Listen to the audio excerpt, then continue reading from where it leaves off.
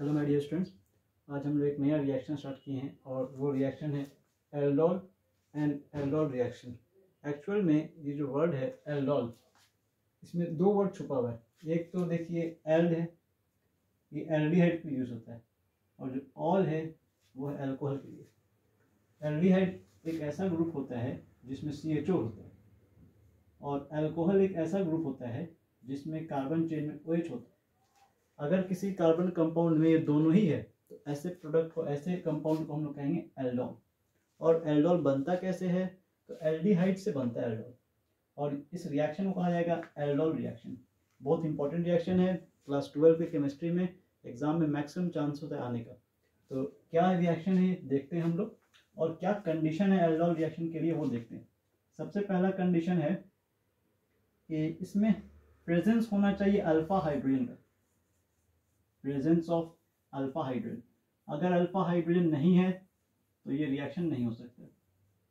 दूसरा कंडीशन है कि डाइल्यूट NaOH, डाइल्यूट अल्कली के प्रेजेंस में रिएक्शन होगा, डाइल्यूट NaOH या फिर डाइल्यूट KOH।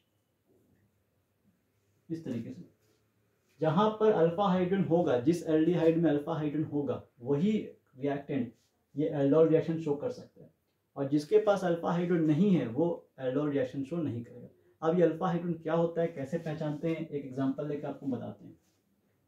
देखिए, कार्बन का अगर इस तरीके से चेन होता है और यहाँ पर एक फंक्शनल ग्रुप है CHO, तो ये फंक्शनल ग्रुप है।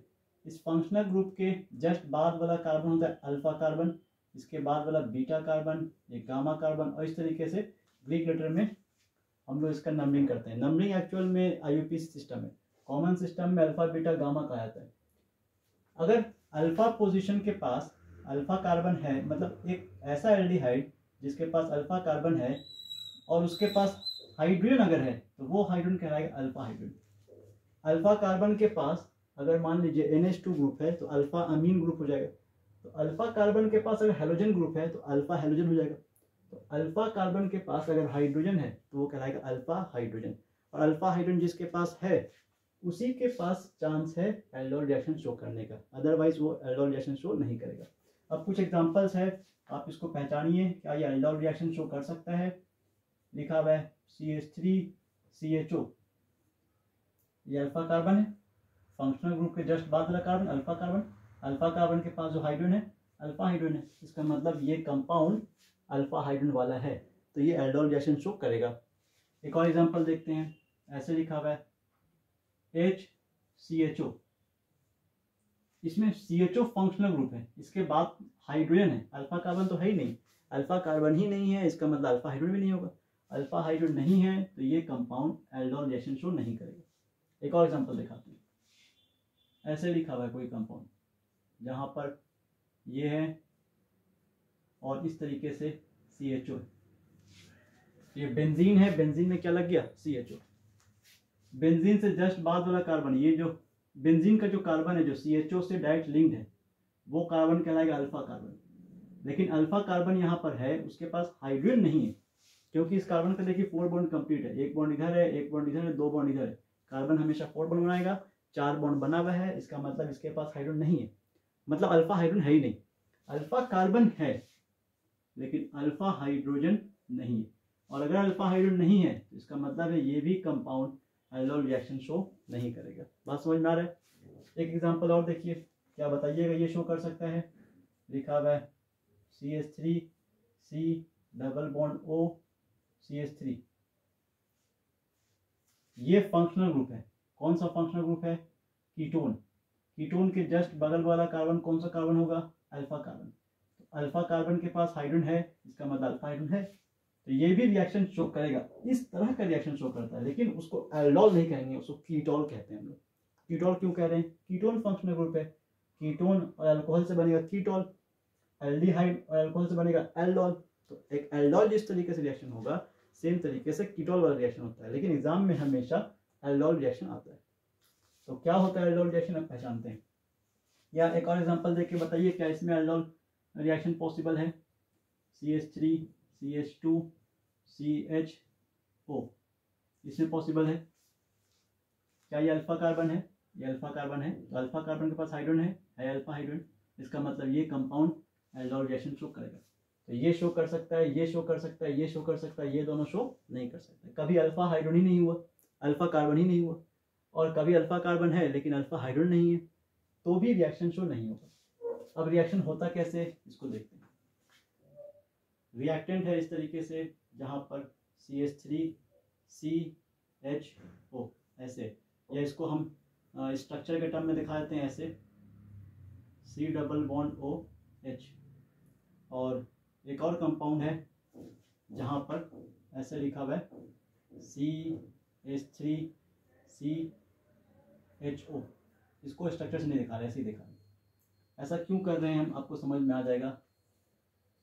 लिखा हुआ है डाइल्यूट NaOH या डाइल्यूट KOH, इसमें अल्फा कार्बन ये है, तो अल्फा कार्बन का हाइड्रोजन कौन सा है, ये अल्फा हाइड्रोजन है। ये अल्फा हाइड्रोजन को आपको जोड़ना है ऑक्सीजन के पास, और जो अल्फा कार्बन है उसको जोड़ना है आपको कार्बन के पास। तो जो बनने वाला प्रोडक्ट होगा वो एल्डोल होगा। और आप देखिए इस CH3 पे रिएक्शन नहीं हुआ है, कार्बोनिल कार्बन पे रिएक्शन हुआ है, CH3 एज इट इज रहेगा, तो CH3 ऐसे ही हो गया।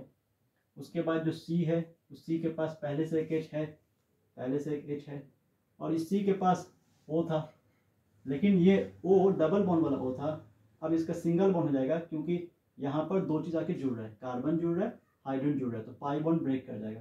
एक सिग्मा है और एक पाई है, तो पाई बॉन्ड ब्रेक कर जाएगा, तो सिंगल बॉन्ड बचेगा।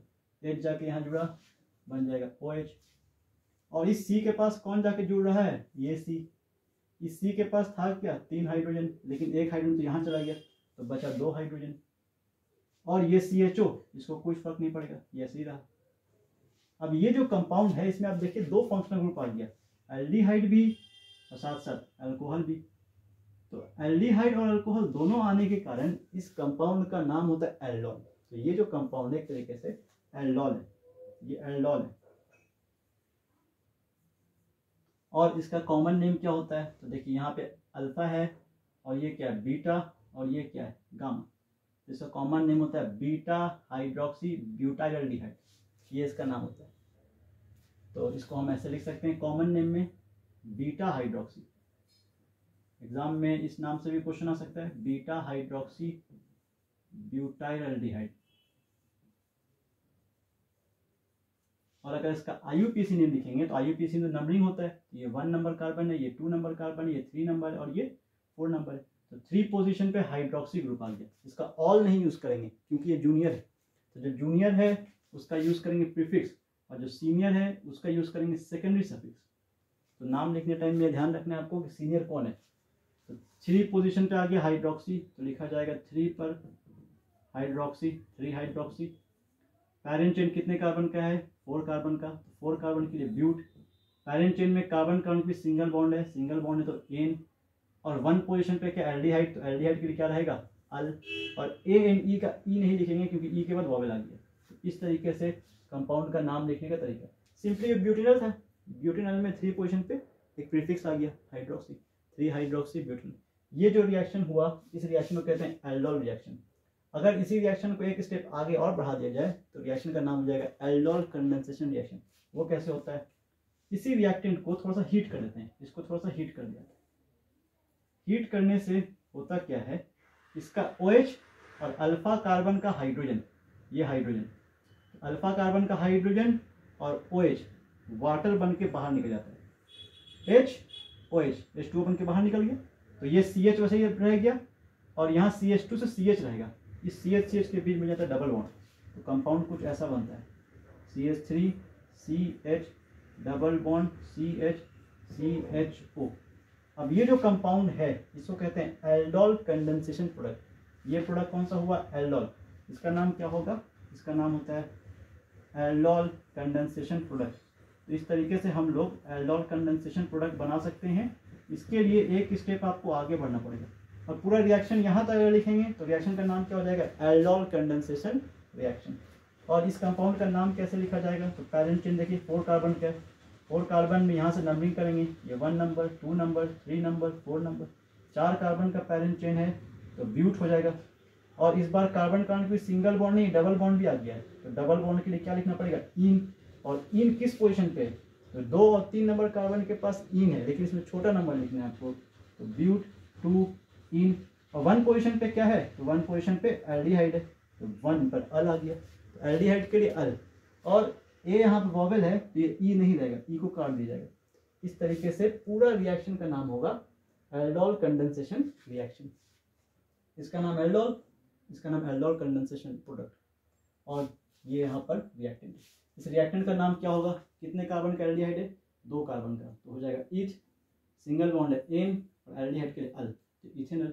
एग्जाम में ये भी क्वेश्चन आता है। क्वेश्चन किस तरीके से आता है, ये क्वेश्चन आ चुका है जैक बोर्ड में, इस तरह का क्वेश्चन आ चुका है। हाउ विल यू कन्वर्ट, आप कैसे कन्वर्ट करिएगा इथेनॉल इनटू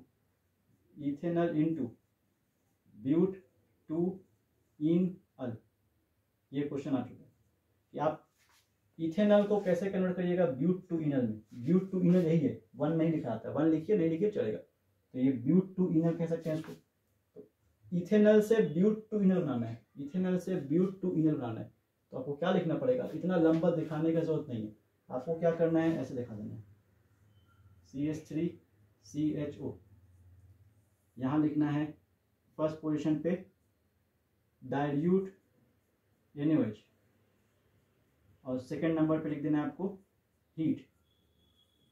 मतलब पहले स्टेप में ये हो रहा है, दूसरे स्टेप में हीटिंग कर रहे हैं, तो बनने वाला चीज़ क्या है, ब्यूट 2 इनल लिख दीजिए, CH3CH डबल बॉन्ड CHCHO। लेकिन ये कब बना पाइएगा, जब रिएक्शन याद हो तब, और अगर इतना नहीं याद है तो आप पहले स्टेप में ये लिख के ये दिखाइए, फिर इसके बाद से ये दिखा दीजिए, पूरा भी दिखा सकते हैं, और रिएक्शन याद है तो डायरेक्ट यहाँ से भी लिख सकते हैं। इस वीडियो में इतना ही। नेक्स्ट क्लास में एक और नया इंपॉर्टेंट रिएक्शन लेके आएंगे हम लोग नेक्स्ट वीडियो में, जहाँ पर जितना भी नेम रिएक्शन है सबका सीरीज जो कर रहे हैं वो सीरीज पूरा हो जाएगा। Like and subscribe for more videos. Thank you.